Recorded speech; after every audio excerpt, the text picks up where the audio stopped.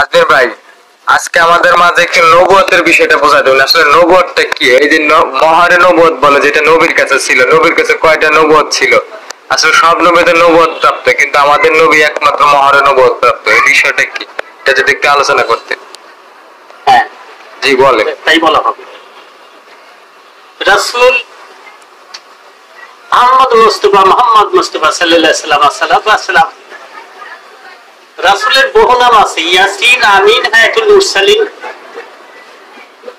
রাসূলের নামের অন্ত নাই। এই হযরত মুহাম্মদ সাল্লাল্লাহু আলাইহি ওয়াসাল্লাম, আমার জানা মতে, আমি প্রথমেই বলে রাখি, বিশ্বের মধ্যে যত নবী পয়গম্বর আসছে তার মধ্যে সর্বশ্রেষ্ঠ এই মোহাম্মদ মুস্তাফা সাল্লাল্লাহু আলাইহি ওয়াসাল্লাম। এই রাসূলের কাছে দুইটা নবুয়ত ছিল। জিজ্ঞাসা করছে যে নবুয়ত কয়টা ছিল, কি তার বিষয়াদি। রাসূলের কাছে দুইটা নবুয়ত প্রাপ্ত রাসূল।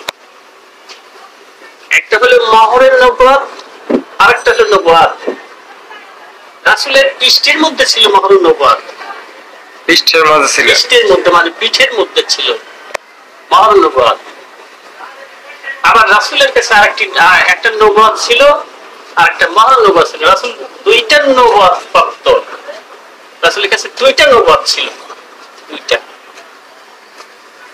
এই রাসূলের কাছে এই নবুয়তের বিষয়াদি হচ্ছে অনেক কিছু। নবুয়ত অর্থ পাওয়ার, সে যে একজন বিশ্ব রাসূল, তার একটা প্রমাণ, তার একটা দলিল। নবুয়ত সম্পর্কে যদি আমি আলাপ করতে যাই, অনেক সময়ের দরকার, তবু আমি কিঞ্চিত ইশারা করি। রাসূলকে অনেকেই বলে যে রাসূলের পৃষ্ঠের মধ্যে নবুয়ত অনেক পরে আসছে, 40 বছর পরে সে নবুয়ত হয়েছে।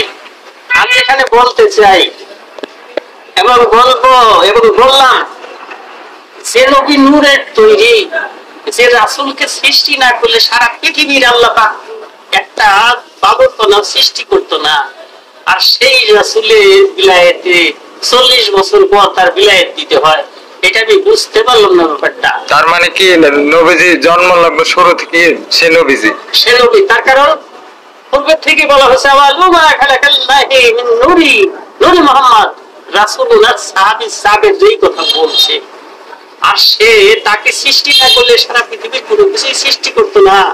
আর সেই নবী 40 বছর পর আইসে তার নবুয়ত প্রাপ্ত হয়, এটা আমি ব্যাপারটা বুঝতে পারলাম না বিষয়টা। কারণ যার সৃষ্টি না বলে সারা পৃথিবীর কোনো কিছুই সৃষ্টি করতো না, তারা আবার নবুয়ত 40 বছর পরে কেমনে আসে, আমি এটা বুঝতেই পারলাম না। অতএব রাসূল যিনি, উনি এই 40 বছর, এই আমি শুধু টিক দিলাম না যে 40 বছর পরে সে নবুয়ত প্রাপ্ত, কিন্তু নবুয়তের শাখায় রাসূল সৃষ্টির থেকে এক নূর হ্যায়, দু জুদা হয়ে গেছে, এক নূর আল্লাহ, এক নূর মুহাম্মদ। তার নূর আদি থেকে সৃষ্টি করা হয়েছে। একটা নূর থেকে দুইটা ভাগ করে, একটা নূর রাসূল আর একটা নূর আমার আল্লাহ। তার নবুয়ত যদি বা তার পরে আসছে, তার কাছে আসছিল, অত মহানবুয়ত বা নবুয়ত পরে আসছিল, কিন্তু সে নবুয়তের শাখা থেকে সে সৃষ্টি, সৃষ্টি লগ্নের থেকে। নবুয়ত একটা নবুয়ত ছিল রাসূলের পৃষ্ঠের মধ্যে, সেটার নাম ছিল, দুইটা নবুয়ত ছিল, দুইটা নবুয়ত প্রাপ্ত ছিল রাসূল। একটা হলো নবুয়ত, আরেকটা হলো মহর নবুয়ত।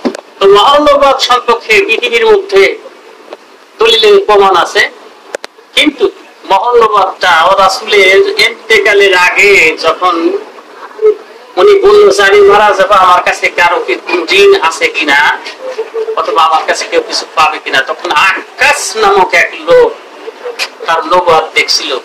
তাছাড়া কেউ কোন লোক রাসূলের কাছ থেকে নবুয়ত দেখতে পারে নাই, এবং রাসূলের এই একটা প্রমাণই দেখা যায়।